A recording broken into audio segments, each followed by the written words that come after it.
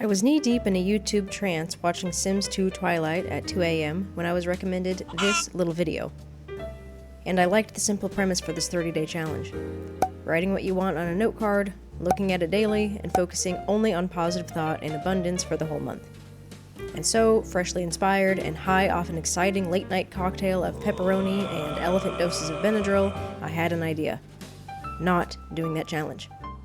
Well, doing more than that challenge. After all, that book was written about 70 years ago, and a lot has changed in 70 years. Luckily, psychology has advanced, and we are no longer grass-eating savages having to brute force our way into changing the subconscious mind. We now have a wide array of modalities, techniques, and technologies to tackle our money blocks from every angle. And so, in an ADHD-fueled frenzy, I devised a plan to do just that. But before I dive into the softcore lobotomy I'm about to perform on myself, let me give you some context on why my money brain needs rewiring in the first place. I, like many of my fellow millennials, have been subject to a 4-layer dip of ever-worsening economic conditions, student debt, rising rents, and a financially lethal medical condition. Add in my proclivity for fun but low-paying jobs, and my refusal to leave the third best city in America for economic despair, and it's no wonder that I've never known the supreme pleasure of health insurance as an adult. And while I am indeed in a clown car of my own design, I, like an idiot, followed the path set before me. While I didn't grow up in abject poverty, we were a big fan of hand-me-downs and coupons, and it was about a solid week after purchasing my prom dress before my father would speak to me again. So yeah, I guess there is a reason receiving a check that's over 3 figures makes me feel like I'm being hunted for sport. But after downing enough Applebee's Dollaritas to numb the trauma, allow me to walk you through the specific ways my brain has decided to sabotage any attempt at financial success. First up, the fear of being seen. Making more money requires putting yourself out there, being authentic, hitting send on imperfect content, not letting the fear of judgment paralyze you. And here's the kicker. I might give something my absolute best effort and still fail catastrophically. And as an ex-gifted kid, my brain has convinced me that if my work isn't perfect, then I'm not worthy as a person and will be sent to the glue factory. Some people might not like what I create, and there's a non-zero chance someone will think I'm cringe. Hopefully not to lolcow levels, but still. I've been letting external validation determine my self-worth, which is a fantastic way to stay broke and invisible. As T. Harv Eker said, I'd rather be really hokey and really rich than really cool and really broke. And, well, I'm already halfway there if you think about it. Then there's the fear of responsibility, which is really just imposter syndrome in a trench coat. I don't trust myself with, anything really. I've spent years aiming for low-paying jobs, underselling my abilities, and thinking, who am I to manage real money? Even when there's proof I can do something, I assume everyone else is more qualified. Better, faster, stronger, Papa John's.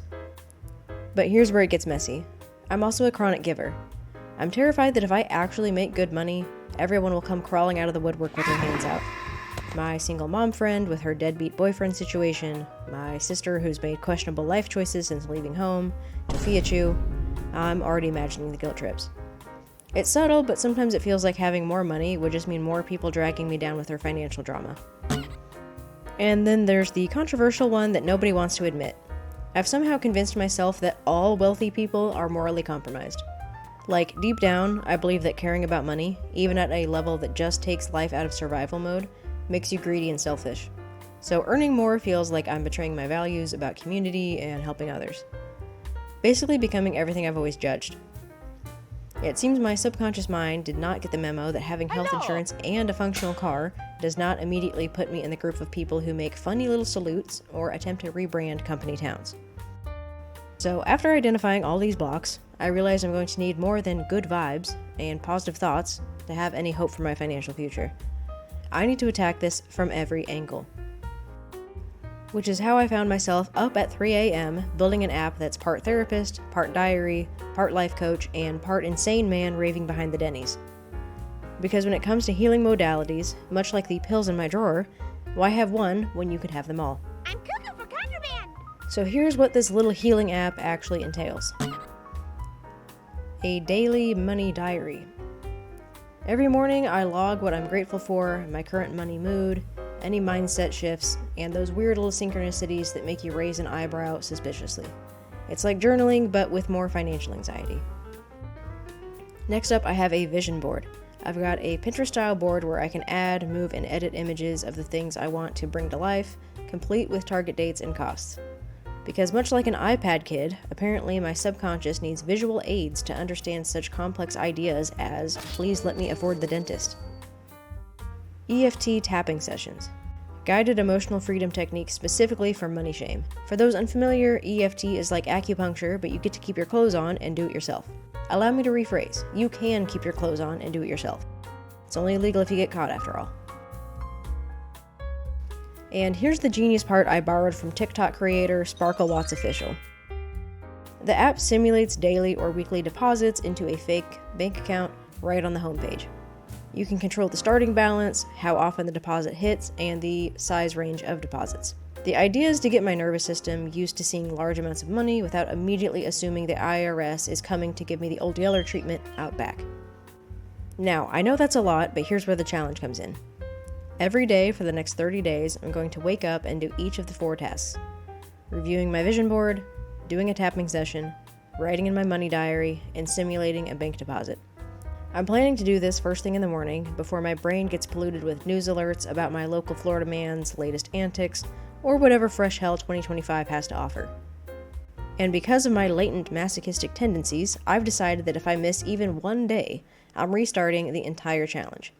No mercy, no close enough, no participation trophies. Because let's be honest, if I can't commit to 10 minutes of self-improvement for 30 consecutive days, I probably deserve to stay financially traumatized. Now, since this is supposedly a psychology experiment and not just an elaborate form of digital self-punishment, I'll be tracking a few things. How my actual money behaviors change, whether I start feeling less like a deer in headlights when I see my bank balance, if I can finally hit publish on content without having an existential crisis, and whether I stop underselling myself like I'm running a clearance sale on my own worth. It's going to be a lot of mental rewiring and a lot of action taking too. And because misery loves company, and also because I genuinely think this could help people, I'm inviting you to join me. I'll put the link in the description to create your own account for free so we can get out of the trenches together.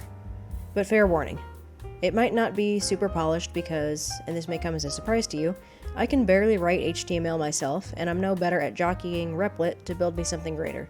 But hey, if it's good enough to potentially rewire decades of financial trauma, it's good enough for beta testing. So that's the plan. 30 days of deliberately confronting every money demon in my head while documenting the whole thing for your entertainment. What could possibly go wrong? Put a comment down below if you plan on joining me for this, and let me know what your greatest subconscious money struggle is. And if you want to see how this challenge changes my money story, be sure to subscribe so you can get notified when the month is up. Till next time, I'll see you.